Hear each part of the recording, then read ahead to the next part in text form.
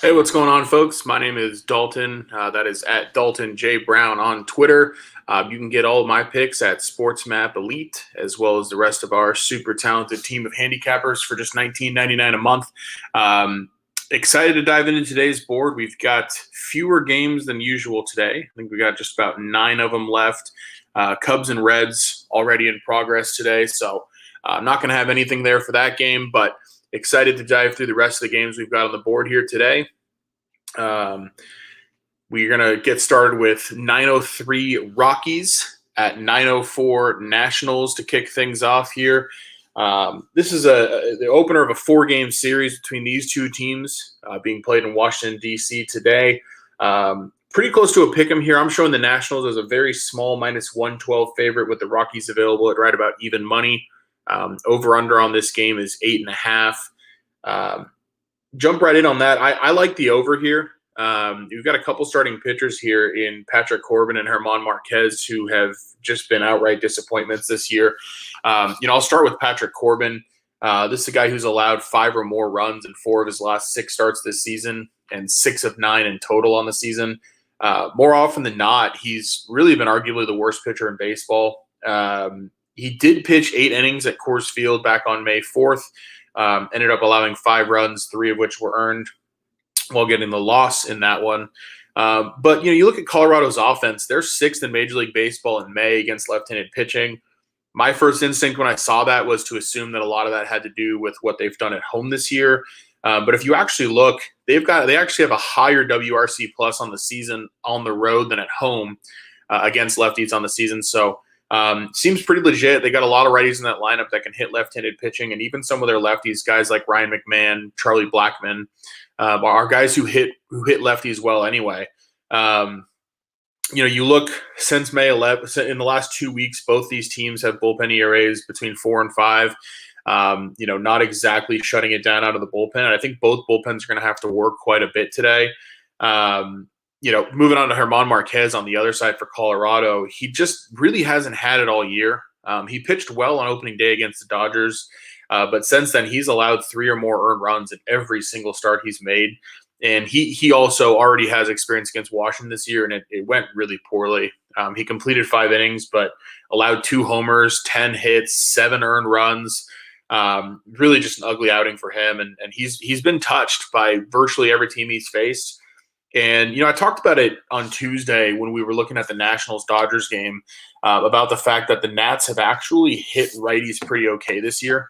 They're slightly above average in that split. And we saw them actually look pretty comfortable against Walker Buehler. German Marquez profiles somewhat similarly. He's sort of a Walker Buehler light.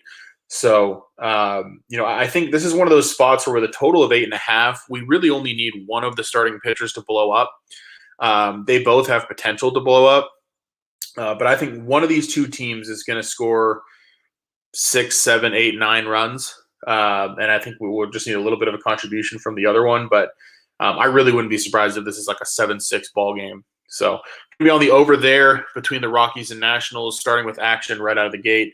Next game down the line, 905 Philadelphia Phillies finishing up their series in Atlanta with the Braves. I've been on the Phillies in the first 5 innings the last couple nights. I think I've kind of been a little bit more of a believer in that offense than maybe I should be. But, this is probably a stay away game for me, but I'll run through it. A couple starting pitchers here who look pretty darn good between Kyle Wright and Aaron Nola. Games lined right about at a pick of minus 105 either way, over under 8. I think that makes sense. I give the starting pitching advantage here slightly to Philadelphia. I think Aaron Nola right now, his stock might be a little low than it should be, partially because he just saw the Dodgers twice in a row. And it didn't go terribly, but it also didn't go super well. But this is a guy who's got, if you look at what he's done throughout his career, he's been really solid. He's actually faced the Braves 25 times already in a starting role. He's thrown 154 innings against Atlanta, and he's 12-8 with a 3.32. So, when you think about seeing a team that many times and still managing to put up elite numbers like that, pretty safe to say he's comfortable against that lineup. Freddie Freeman being out of that lineup certainly helps. But, he's just a guy who's really consistent, really solid. He's got an expected ERA on the season of 2.76. So I think you could actually argue there's some positive regression coming Nola's way as well. He's got pitches deep into games too. So I think you'll probably see a solid 6 innings out of him tonight, maybe 7 if he's going well. Don't think he allows more than 2, maybe 3 runs to Atlanta. But probably is on the flip side. You look at Kyle Wright. This has been a legit breakout campaign for him. He's had one bad start on the whole season. That was May 10th against Boston. And if you look at what Boston's offense has done to right-handed pitching all month, I don't really blame him for that. He does have 9 walks in his last 3 starts, so that's a little bit concerning for me with Kyle Wright. Part of why, even though both these pitchers have looked excellent all season, I do lean on starting pitching a little bit toward Philadelphia. If you want to play the Phillies, I would look to do it in the first 5 innings. Once the bullpens enter the game, massive advantage for Atlanta. Atlanta obviously playing at home here. I probably make the Phillies a very small favorite. But then again, I've been wrong on the Phillies a couple nights in a row here. So, I think probably favor the Phillies in the first 5, probably favor Atlanta for the full game. Not really interested in playing it, but should be a good one. Moving down the line, 907 Milwaukee Brewers at 908 St. Louis Cardinals. We've got Eric Lauer on the mound for Milwaukee, taking on Adam Wainwright, the wily vet for St. Louis. Cardinals very small favorite here, -117. I'm showing the Brewers at +107, over under there of 7.5 runs. This Cardinals offense is really fascinating. They've become sort of like the White Sox in the sense that they put a whole bunch of righties in that lineup and a bunch of switch hitters in that lineup, and they've been just destroying left-handed pitching. You look at what they've done over the last month, especially in May against left-handed pitching. They've got a WRC plus of 164. For context, WRC plus is one of those stats where 100 works as average. So they've been 64% better than an average team against lefties over the course of the last month. And I think, you look at a guy like Eric Lauer, he's got great stats on the season. He's 4-1 with a 2.16 ERA. But I've got big concerns with him in this matchup. He's really relied a lot on swing and miss this year. When contact's been made against him, he's actually in the bottom 30% in terms of the contact profile. Good barrel rates against him, good hard hit rates against him. And the Cardinals are a team that doesn't really chase. They're top 3 in the league in not chasing outside the zone. And their Z contact rating, which is basically how you do when you swing at pitches in the zone, is near the top of the league as well. So I think you look at St. Louis, they're a team that you're not going to miss their bats all that much. And when you're in the zone, they hit you well. Paul Goldschmidt is absolutely on fire. He's putting up otherworldly numbers against left-handed pitching. So, I wouldn't be surprised to see St. Louis get after Eric Lauer a little bit here today, kind of push his stats toward a little bit of negative regression. On the flip side, Adam Wainwright takes the mound for the Cardinals. Wainwright, obviously he's about 100 years old, but he's actually been pretty good. He did give up 4 earned runs opening week of the season to Milwaukee, and this is a Milwaukee team that has been hitting righties really well, not quite as well as the Cardinals have been doing against lefties, but this is a team that's well above average, especially in May, and that's sat at 124 on the WRC plus. Waino's a guy, he's made 5 starts against Milwaukee dating back to last year, and 4 of them have been pretty darn good. So he's been pretty consistently pretty strong in that spot. I just worry here. Milwaukee's seen the ball really well against righties. They just had a good series in San Diego where they took 2 out of 3. They're playing pretty good ball. But Wainwright, again, especially in May, 1.35 ERA in 20 innings. He's been really solid. So strong lean for me on St. Louis in the first 5 innings here. Milwaukee does have a slight bullpen advantage, so probably not looking to play it past that. But, I think St. Louis money line first 5 innings, if you can get them right around 115 -120, I don't mind that at all. Sort of teetering on whether to make that an official play or not. Moving on down the line, head out west, we've got the nightcap in the National League. That's the Dodgers, 909, heading to the desert to take on the Diamondbacks. Really long road trip here for LA. They started about a week ago in Philadelphia where they played 3 games last weekend. Then they were in DC the last 3 games playing. Now they fly almost all the way back across the country for a long 4-gamer in Arizona. This is Diamondbacks team that's really hitting the ball well. They're in the top of a lot of league metrics, especially against right-handed pitching over the last month. So they're more dangerous than I think meets the eye here. And Mitch White taking the mound for the Dodgers, frankly, doesn't instill a ton of faith for me. Dodgers are a -180 favorite here. Diamondbacks +165 on the money line, over under 9.5. I think that number is rightfully pretty high. To be honest with you, I don't really know why Mitch White is being given another chance to start here.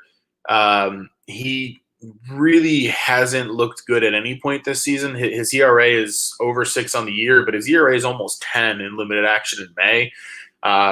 He's made, I think, 6 or 7 appearances. I think he's gotten out of one without allowing a run only once, which isn't saying much given that he's mostly been a reliever. Isn't saying much given that if he pitches well tonight, the Dodgers are only going to get 3 or 4 innings out of him.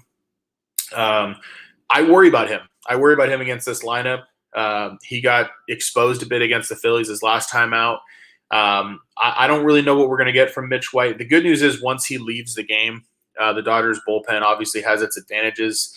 It's a pretty deep group, and Arizona, could struggle to score a little bit in the later innings of this game.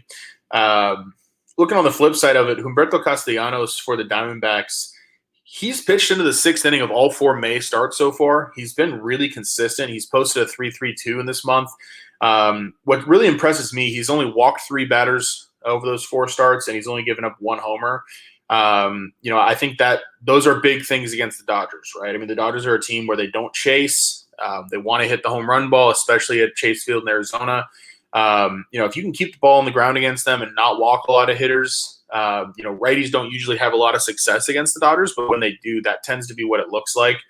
One of the things that keeps me from playing Arizona here, I think they're a decent look on the run line +1.5, but one of the things that keeps me from playing the Snakes, if you look at Castellanos, he had a pretty terrible April, and he's had a pretty excellent May so far.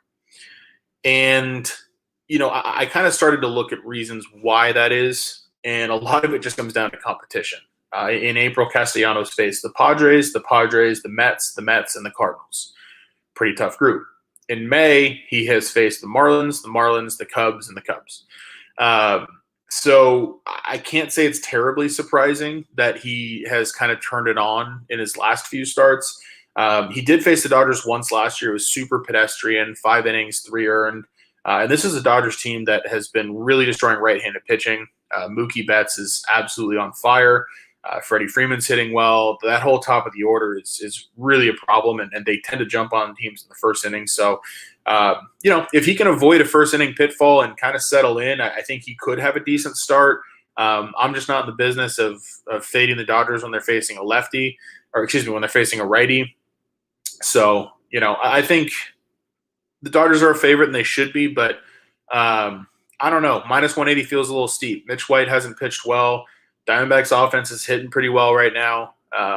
If you do want to place a bet on this game, I would suggest Diamondbacks run line. I'm not getting there myself, but that's where I'd look. Moving on down the line, heading into the American League now. We've got 9-1-1. That's the New York Yankees finally playing the Tampa Bay Rays this year down on the road in Tampa. Interesting note on the Yankees. Obviously with that 31-13 record, they've had an incredibly impressive start to the season. Quick note of caution. They've played the Orioles 13 times already. That's more than 25% of their games. And they have yet to play Tampa. And Tampa's a team that is quite good and a team that at times has been a bit of a thorn in the Yankees' side. That being said, I'm all over the Yankees today in the first 5 innings. So ignore everything I just said about them, about Tampa causing them problems, because Nasty Nestor Cortez is on the mound for the Yankees. They're a -120 super short favorite here on the road in Tampa. Rays are +110. We've got an over-under of 7.5. The thing that really I find encouraging about Nestor Cortez right now, he just made 2 consecutive starts against the White Sox.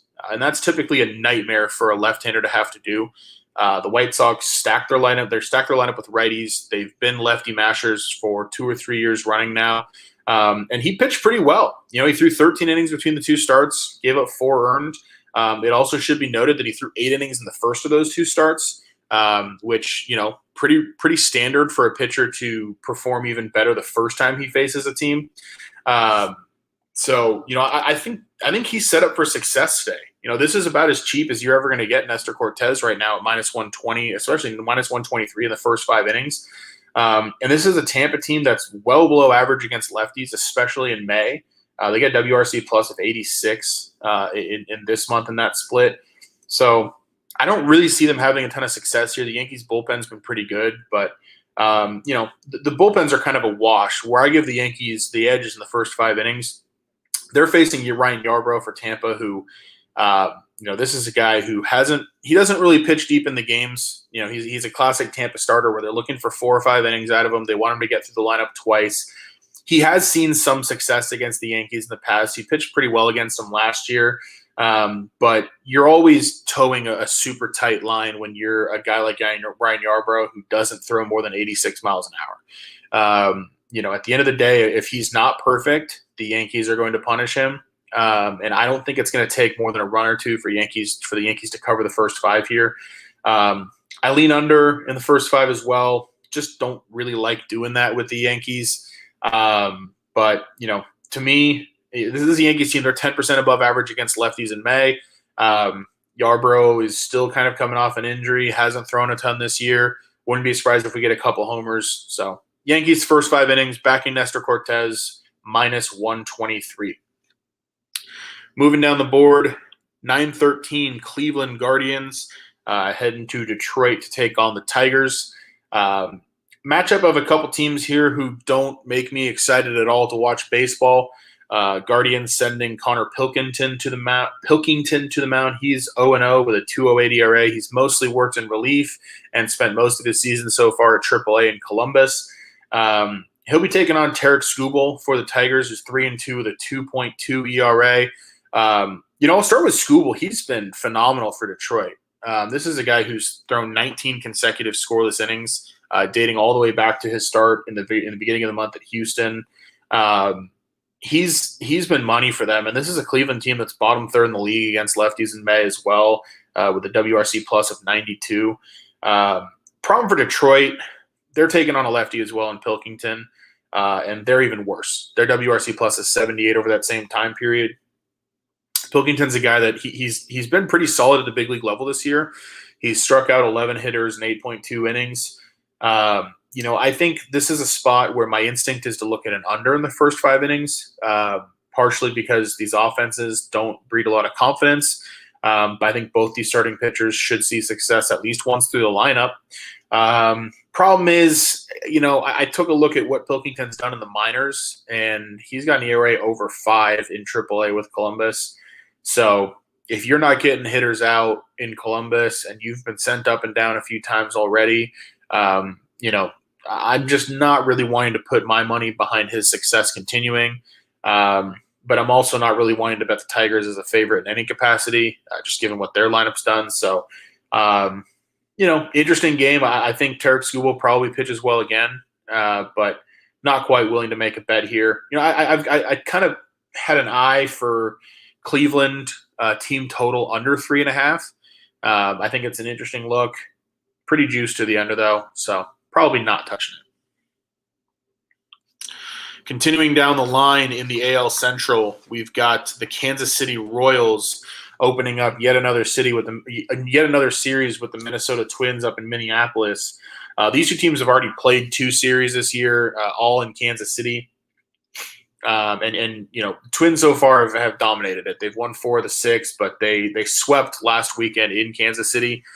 This is a Royals team that's really struggling. They're going to be a plus 157 underdog here. Twins pretty solid minus 170 favorite. Over under around 8. I'll start with Daniel Lynch for Kansas City because he's already seen Minnesota twice this year, a month apart. He faced them back on April 20th and actually pitched pretty well.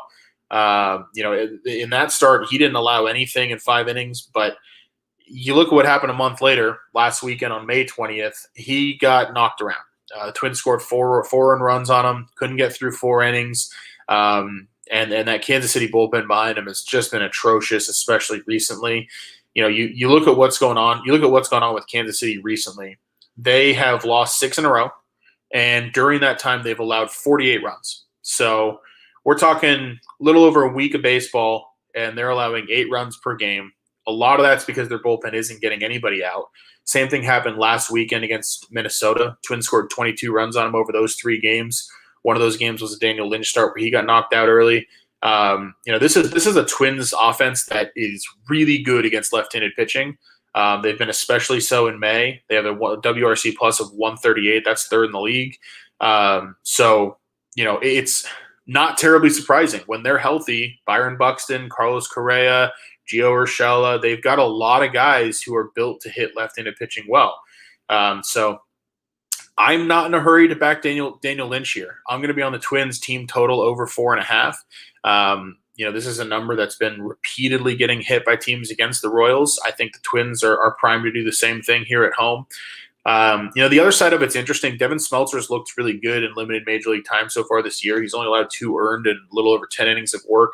I'm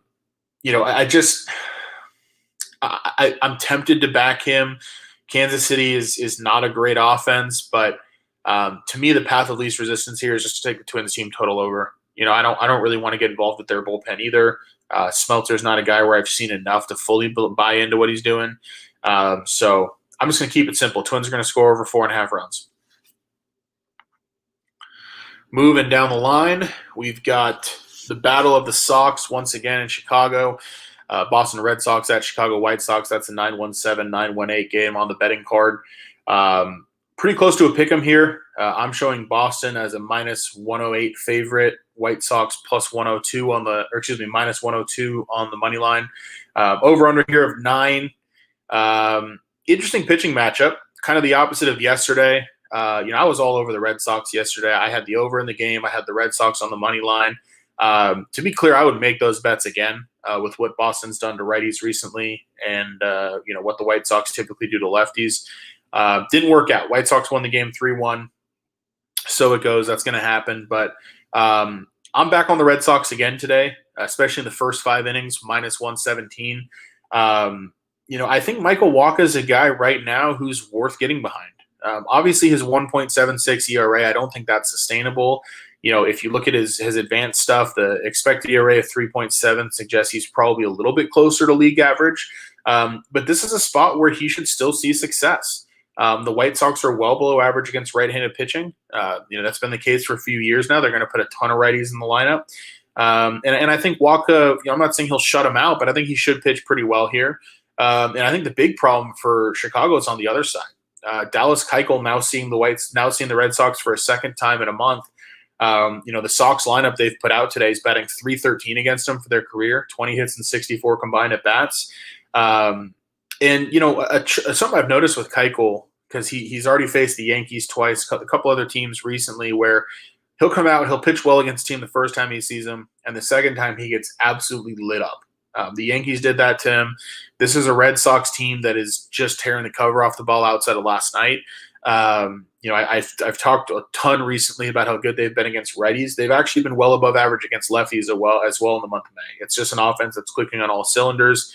We know guys like Trevor Story, Xander Bogaerts, JD Martinez. We know they love hitting left-handed pitching. So I think that offense comes back alive tonight against Keuchel. He's not a guy who instills a ton of confidence in me. And then you look at the fact, he's walked 12 hitters in his last 20 innings in May. And that's before even factoring all the hits he's giving up. He's got a whip close to 2 this month. So I just don't see how you can be confident in Dallas Keuchel. So Red Sox first 5 innings -117. I think that's pretty cheap. I would have favored them a little more heavily than that. So I will be on the Red Sox once again in the first 5. Only 2 more games on the board here. Like I said, quicker show today. Not as much going on Thursday. We've got a few off days.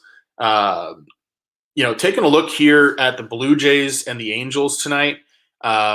Blue Jays going to be 9-1-9 on the betting board. Angels 9-2-0. This game being played in Anaheim. The Angels still don't play in Los Angeles, and as far as I know, they probably never will. So you'll never hear me call them that. Couple starters here who, these teams are paying a lot of money and have high hopes for. Hyunjin Ryu on the mound for the Blue Jays. Shohei Ohtani on the mound for the Angels. Um, I think this is a spot where, Hyunjin Ryu, he just hasn't been healthy so far this year. He's only made 4 starts. His first 2 were particularly terrible back in April. I think he gave up 6 runs in one of them, 5 in another. Really just didn't look good. He has looked better in May. He's made 2 starts. Now, those 2 starts were against Tampa and Cincinnati. Those are 2 teams that are both bottom third offenses against lefties. So, I'm not trying to take anything away from you. I love the guy. Watched him with the Dodgers for a lot of years, but you do start to wonder if age is starting to wear on him a little bit. Just looking at his baseball savant page, he's bottom 10% in almost every category on there. His expected ERA is right around 5 so far this year. It's kind of hard for me to get behind him right now, especially against a lineup like Anaheim that's been tearing the cover off the ball. The Angels are solidly above average against lefties with a WRC plus of 108 in May. Really been hitting the ball well. But, I think the reason I like the Angels so much in the first 5 innings today is really looking at the other side of it. Obviously Shohei Ohtani's talent, I don't have to tell you how good he is. But just some stats that back it up. And he's got 53 strikeouts and 38 innings of work this year on the mound. The stuff's been electric, but he's also done a really good job avoiding walks. That's something we've seen him struggle with in the past. Just hasn't been an issue for him this year. He's allowed 2 or fewer earned runs in 6 of his 7 starts. His expected ERA in the season is 2.70. That makes him one of the best pitchers in baseball. And, I get that we're all high on the Blue Jays offense and there's a ton of young talent there, but they've got some issues that I think Ohtani especially can exploit. They're a team that swings and misses more than the average team. Their whiff percentage is way too high. They chase about an average amount, which is unbecoming of an offense that wants to call itself one of the best in the league. And if you just look at what they've done in May against righties, they have a WRC plus of 85. That's 15% below average. That ranks them 26th in Major League Baseball in that category. Ryu really hasn't shown me that he's ready to pitch well this year. Anaheim is killing lefties. Toronto hasn't shown me that they can hit righties. We all know what Shohei Ohtani's been doing. The Angels have been playing really well at home. I think first 5 innings on the run line, laying that half run, more than willing to do it. So give me Angels first 5, minus half a run, minus 117. Final game on the board tonight. Probably the game that I'm least interested in watching, least interested in talking about. But when we say we're going to touch them all, we do. We're going to give you information on every game on the board. Texas Rangers 9-2-1 heading out to Oakland to take on 9-2-2 Oakland Athletics. Martin Perez on the mound for the Rangers. Frankie Montas on the mound for Oakland. A much better pitching matchup than meets the eye. We've got a total here of 6.5. When I first saw that, I was like, no way. These 2 pitchers are not elite enough to support that total. I want to play the over, but I kind of did some due diligence, took a closer look at it, and especially a guy like Martin Perez, a soft tossing lefty. My assumption was that he probably is pitching above expectations so far, and that there should be some regression to come there, and that's really not the case as far as I can tell. His expected ERA on the season, 2.49, puts him in like the top 5% of starters on the year in terms of what he's actually done. He actually beat Montas already this year through 6 scoreless innings at Oakland. That same game, Montas was quite good as well. Came out and through 7 innings, only allowed 2 runs. That game finished 2-0. We know these 2 offenses are not terribly impressive. We know Oakland is not that awesome of an offensive environment. Touching on Montas real quick, he's been really up and down this year. Kind of an anomaly in that he's allowed 4 or more earned runs 3 times, but he's also allowed 1 or fewer twice in just 7 starts. So, one concern with him, he exited his last start with an injury after just recording 5 outs against the Angels. Don't know what to expect from him. Maybe there's a pitch count in place. Maybe he's not feeling 100%. Put it simply, this is a game I wanted to look at the over, but these 2 offenses aren't very good. Both these pitchers have pitched to expected ERAs under 3 that fully support the good numbers they've got on the season. So, I would say it's a sit back and watch game, but I'm probably not going to be watching this game. The Dodgers are on at the same time, and I don't really care to watch the Oakland A's at all this year. So I will probably ignore that game's existence entirely and look at the box score tomorrow. So to recap, those are all of the games we've got for today. I've got 5 total plays. I went through them as we went along, but I'll quickly recap them for you here. I am on the Yankees in the first 5 innings, minus 123 on the money line back in Nestor Cortez. We are on the Rockies and Nationals over 8.5. Corbin versus Marquez. One of those two is going to blow up. They both might. Twins team total over 4.5. Team totals against the Royals right now are money. Twins hit lefty as well. Red Sox first 5 innings minus 117. Dallas Keuchel seeing the same team in a month. Not good news. Michael Wacha's looked pretty good. And the Angels, Anaheim Angels, first 5 innings, laying the half run, minus 0.5 at minus 117. We are backing Ohtani over Ryu today. Feels like a bit of a no-brainer with what we've seen from those two. So those are the 5 plays. I appreciate the people who have tuned in. Thanks, Carlos, for the kind comment there. Looking forward to watching the games tonight. Feel free to give me a shout on Twitter. Let me know what you liked, what you didn't like. Tell me I'm an idiot, whatever you want to do. That'll do it for today. I'll sign off by reminding everybody that the Angels don't play in Los Angeles. They play in Anaheim. And hope y'all have a great night.